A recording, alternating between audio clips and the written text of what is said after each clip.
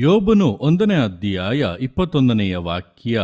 ಏನು ಇಲ್ಲದವನಾಗಿ ತಾಯಿಯ ಗರ್ಭದಿಂದ ಬಂದೆನೋ, ಏನು ಇಲ್ಲದವನಾಗಿಯೇ ಗತಿಸಿ ಹೋಗುವೆನೋ.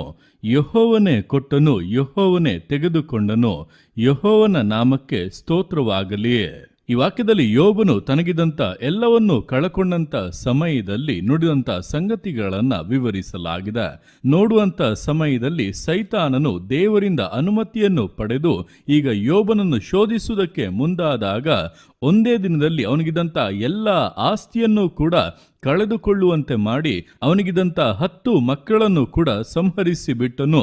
ಈ ಒಂದು ವಿಷಯವು ಯೋಬನಿಗೆ ಮುಟ್ಟಿದಾಗ ಅವನಾದರೋ ಆ ಒಂದು ದುಃಖದ ಮಧ್ಯದಲ್ಲಿ ಕೂಡ ದೇವರಿಗೆ ವಿರೋಧವಾಗಿ ಮಾತನಾಡದೆ, ಏನು ಇಲ್ಲದವನಾಗಿ ತಾಯಿಯ ಗರ್ಭದಿಂದ ಬಂದೆನು, ಏನು ಇಲ್ಲದವನಾಗಿಯೇ ಗತಿಸಿ ಹೋಗುವೆನು. ಯೆಹೋವನೇ ಕೊಟ್ಟನು, ಯೆಹೋವನೇ ತೆಗೆದುಕೊಂಡನು, ಯೆಹೋವನ ನಾಮಕ್ಕೆ ಸ್ತೋತ್ರವಾಗಲಿ ಎಂಬುದಾಗಿ ಆತನನ್ನ ಸ್ತುತಿಸುತ್ತಾ ಇದ್ದಾನೆ. ನೋಡುವಂತ ಸಮಯದಲ್ಲಿ ಇದಕ್ಕೆ ಮುಂಚೆ ಅವನಿಗೆ ಎಲ್ಲವೂ ಚೆನ್ನಾಗಿದ್ದಾಗ ಕೂಡ ಅವನು ಪ್ರತಿನಿತ್ಯವೂ ಕೂಡ ದೇವರಿಗೆ ಯಜ್ಞವನ್ನ ಅರ್ಪಿಸಿ ಆತನನ್ನ ಆರಾಧಿಸಿ ಸ್ತುತಿಸುತ್ತಾ ಇದ್ದನು. ಅಂದ್ರೆ ಎಲ್ಲ ಇದ್ದಾಗ ಕೂಡ ಇದೆಲ್ಲವೂ ಕೂಡ ದೇವರೇ ನನಗೆ ಕೊಟ್ಟಿದ್ದು ಎಂಬುದಾಗಿ ಆತನಿಗೆ ಸ್ತುತಿ ಯಜ್ಞಗಳನ್ನ ಸ್ತೋತ್ರಗಳನ್ನ ಸಮರ್ಪಿಸಿದನು. ಅದೇ ಸಮಯದಲ್ಲಿ ಎಲ್ಲವೂ ತೆಗೆಯಲ್ಪಟ್ಟಾಗ ಕೂಡ ದೇವರಿಗೆ ಸ್ತೋತ್ರ ಎಂಬುದಾಗಿ ದೇವರನ್ನ ಸ್ತುತಿಸುತ್ತಾ ಇದ್ದಾನೆ. ಅಂದ್ರೆ ನನ್ನ ಜೀವಿತದಲ್ಲಿ ಇರುವಂತೆ ಕೊಟ್ಟದ್ದು ಕೂಡ ದೇವರೇ, ಅದನ್ನ ತೆಗೆದು ಹಾಕಿದ್ದು ಕೂಡ ದೇವರೇ. ಆದ್ದರಿಂದ ಇದ್ದರೂ ಇಲ್ಲದೆ ಇದ್ದರೂ ಅದರ ಮೇಲೆ ದೇವರ ನಿಯಂತ್ರಣವೇ ಇದೆ ಎಂಬುದಾಗಿ ತಿಳಿದು ದೇವರಿಗೆ ಸ್ತೋತ್ರಗಳನ್ನ ಸಲ್ಲಿಸುತ್ತಾ ಇದ್ದಾನೆ. ಇಂಥ ಒಂದು ಮನಸ್ಥಿತಿ ನಮ್ಮಲ್ಲಿ ಕೂಡ ಇರುವಂತದ್ದು ಬಹಳ ಬಹಳ ಮುಖ್ಯವಾದದ್ದು. ಅನೇಕ ಬಾರಿ ನಾವು ದೇವರಿಂದ ಕೆಲವೊಂದನ್ನು ಹೊಂದುವಾಗ ಇದು ದೇವರು ಕೊಟ್ಟಿದ್ದು ಎಂಬುದಾಗಿ ಸಂತೋಷವಾಗಿ ಹೇಳಿ ಆತನಿಗೆ ಸ್ತೋತ್ರ ಮಾಡುತ್ತೇವೆ.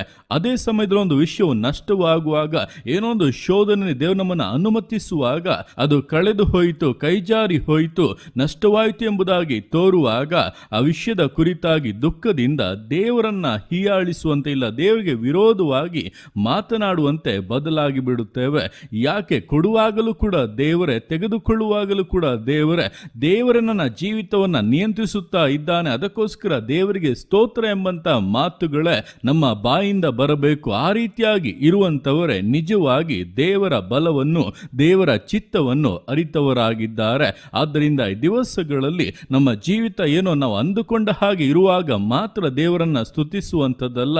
ದೇವರು ಅಂದುಕೊಂಡ ಹಾಗೆ ನಮ್ಮ ಜೀವಿತದಲ್ಲಿ ಏನೇನು ನಡೆಯುತ್ತದೋ ಅದೆಲ್ಲದಕ್ಕೂ ಕೂಡ ದೇವರಿಗೆ ಸ್ತೋತ್ರ ಮಾಡುತ್ತಾ, ದೇವರೇ ನಿನ್ನ ಕರದಲ್ಲಿ ನಾನು ಇರುವುದರಿಂದ ನಿನ್ನ ಚಿತ್ತಾನುಸಾರವಾಗಿ ಎಲ್ಲವನ್ನ ನೆರವೇರಿಸು, ನಿನ್ನ ನಾಮ ನನ್ನಲ್ಲಿ ನನ್ನ ಮೂಲಕವಾಗಿ ಮಹಿಮೆಗೊಳ್ಳಲಿ ಎಂಬುದಾಗಿ ದೇವರನ್ನು ಸ್ತುತಿಸುತ್ತಲೇ ಇರಿ.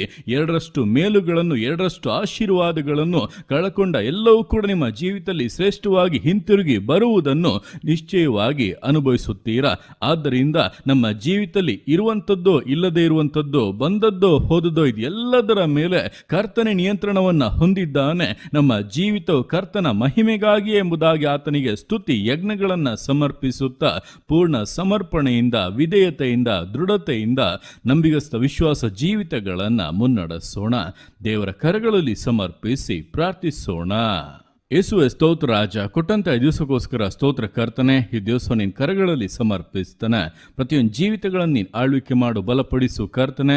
ಹೌದಪ್ಪ, ಯೋಬನು ತನ್ನ ಜೀವಿತದಲ್ಲಿ ಎಲ್ಲವೂ ಇದ್ದಾಗ ಅವೆಲ್ಲವುಗಳ ನಿಮಿತ್ತವಾಗಿ ನಿನ್ನನ್ನು ಸ್ತುತಿಸಿ ನಿನಗೆ ಯಜ್ಞಗಳನ್ನು ಸಮರ್ಪಿಸಿ ನಿನಗೆ ಸ್ತೋತ್ರಗಳನ್ನು ಸಮರ್ಪಿಸಿದನು. ಅದೇ ಸಮಯದಲ್ಲಿ ಎಲ್ಲವೂ ನಷ್ಟವಾದಾಗ ಕೂಡ ನಿನಗೆ ಸ್ತೋತ್ರ ಮಾಡುತ್ತಾಪ ನಿನ್ನ ಕೀರ್ತಿಸಿದ ಹಾಗೆ ಈ ದಿವಸಗಳಲ್ಲಿ ಕರ್ತ ನಮ್ಮ ಜೀವಿತದಲ್ಲಿ ಬರುವಾಗ ಮಾತ್ರವಲ್ಲ, ಹೋಗುವಾಗ ಕೂಡ ನಮ್ಮ ಜೀವಿತದಲ್ಲಿ ಕೆಲವೊಂದು ನಷ್ಟಗಳು ಉಂಟಾಗುವಾಗ ಕೂಡ ನೀನದನ್ನು ಅನುಮತಿಸಿದ್ಯಾ ಎಂಬುದನ್ನು ತಿಳಿದು ನಮ್ಮ ಜೀವಿತಪ್ಪ ನಿನ್ನ ನಿಯಂತ್ರಣದಲ್ಲಿ ಇರುವುದಕ್ಕಾಗಿ ನಿನಗೆ ಸ್ತೋತ್ರ ಎಂಬುದಾಗಿ ಸ್ತುತಿ ಯಜ್ಞಗಳನ್ನು ಸಮರ್ಪಿಸುತ್ತಾ ಜೀವಿಸುವುದಕ್ಕೆ ಪ್ರತಿಯೊಬ್ಬೊಬ್ಬರಿಗೂ ಸಹಾಯ ಮಾಡು. ನಮ್ಮ ಜೀವಿತದ ಮೇಲೆ ಅಪ್ಪ ನೀನೇ ನಿಯಂತ್ರಣವನ್ನು ಹೊಂದಿದ್ದೀಯಾ. ನಿನ್ನ ಅನುಮತಿ ಇಲ್ಲದೆ ಅಪ್ಪ ಏನು ಸಂಭವಿಸುವುದಿಲ್ಲ. ಅದಕ್ಕೋಸ್ಕರ ಸ್ತೋತ್ರ. ಜೀವಿತಗಳ ಸಂಗಡಪ್ಪ ಈ ಸಮಯದಲ್ಲಿ ನೀನು ಮಾತನಾಡುತ್ತಿದ್ದೀಯ, ಅದಕ್ಕೋಸ್ಕರ ಸ್ತೋತ್ರ. ಬಲಪಡಿಸು ಕರ್ತನೆ. ಜೀವಿತಗಳನ್ನಪ್ಪ ಅಂತರಂಗ ಅಂತರಂಗದಿಂದ ಬಲಪಡಿಸು, ಶಕ್ತೀಕರಿಸು. ಒಳಗಿನ ಮನುಷ್ಯನು ಪುಷ್ಟಿಯಾಗಲಿ. ಜೀವಿತದಲ್ಲಿ ಅಪ್ಪ ನಿನ್ನನ್ನು ಮಹಿಮೆ ಪಡಿಸುತ್ತಾ ಮುಂದೆ ಸಾಗುವಂತೆ ನಂಬಿಕೆಯಲ್ಲಿ ದೃಢವಾಗಿರುವುದಕ್ಕೆ ನೀನು ಸಹಾಯ ಮಾಡು. ಪರಿಶುದ್ಧಾತ್ಮನೇ ಬಲಪಡಿಸು ರಾಜ.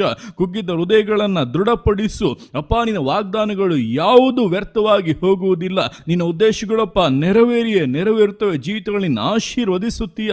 ಅದಕ್ಕೋಸ್ಕರ ನಿನಗೆ ಮಹಿಮೆ ಉಂಟಾಗಲಿ. ದಿವಸ ಮೊದಲುಗೊಂಡು ಒಂದು ಬದಲಾವಣೆಯ ಅನುಭವವನ್ನು ಅಪ್ಪ ಉಂಟು ಮಾಡು ಕರ್ತನೆ. ನಿನ್ನ ಮಕ್ಕಳಪ್ಪ ನಿನ್ನ ಸ್ತುತಿಸುತ್ತಾ ಇರುವಾಗಲೇ ಬಿಡುಗಡೆಗಳು ಸಂಭವಿಸಲಿ. ಸೈತಾನನು ಸೋತು ಲಯವಾಗಿ ಹೋಗಲಿ. ಅವನ ಕುತಂತ್ರಗಳು ಇಲ್ಲದೆ ಹೋಗಲಿ. ಜೀವಿತಗಳು ಎರಡರಷ್ಟು ಮೇಲುಗಳನ್ನು, ಆಶೀರ್ವಾದಗಳನ್ನು ಕಳಕೊಂಡ ಎಲ್ಲದರ ವಿಷಯದಲ್ಲಪ್ಪ ಪುನಃ ಒಂದು ಗೌರವ ಘನತೆಯನ್ನು ಹೊಂದಲಿ. ವಿಶೇಷವಾಗಿ ಆಶೀರ್ವದಿಸು. ಗರ್ಭಫಲವನ್ನು, ಆರೋಗ್ಯವನ್ನು, ಬಲವನ್ನು ಅಪ್ಪ, ಕೃಪೆಯನ್ನು ದಯಪಾಲಿಸಿ ವಿಶೇಷವಾಗಿ ಅಪ್ಪ ಉದ್ಧರಿಸಬೇಕಾಗಿ ಪ್ರಾರ್ಥಿಸ್ತಾ ಇದ್ದಾನೆ. ನಿನ್ನ ಅರ್ಥಗೆ ಮಾಡುವಂಥ ನಿನ್ನ ಪ್ರೀತಿಗೋಸ್ಕರ, ಕೃಪೆಗೋಸ್ಕರ ಅಪ್ಪ ನಿನಗೆ ಸ್ತೋತ್ರಗಳು. ಪ್ರತಿಯೊಂದು ಜೀವಿತಗಳನ್ನು ಅಪ್ಪ ನಿನ್ನ ಕರೆಗಳಲ್ಲಿ ಸಮರ್ಪಿಸ್ತಾ ಇದ್ದಾನೆ. ಆಶೀರ್ವದಿಸು, ಮಾನಿಸು, ಘನಪಡಿಸು. ಎಲ್ಲ ನಿನ್ನ ಕರೆಗಳಲ್ಲಿ ಸಮರ್ಪಿಸಿ ಎಲ್ಲ ಸುತ್ತಿಗನ ಮಹಿಮೆಯನ್ನೊಬ್ಬನಿಗೆ ಸಲ್ಲಿಸಿ ಯೇಸುವಿನ ನಾಮದಲ್ಲಿ ಬೇಡ್ತೇನೆ ನಮ್ಮ ತಂದೆಯೇ. ಆಮೇನ್, ಆಮೇನ್.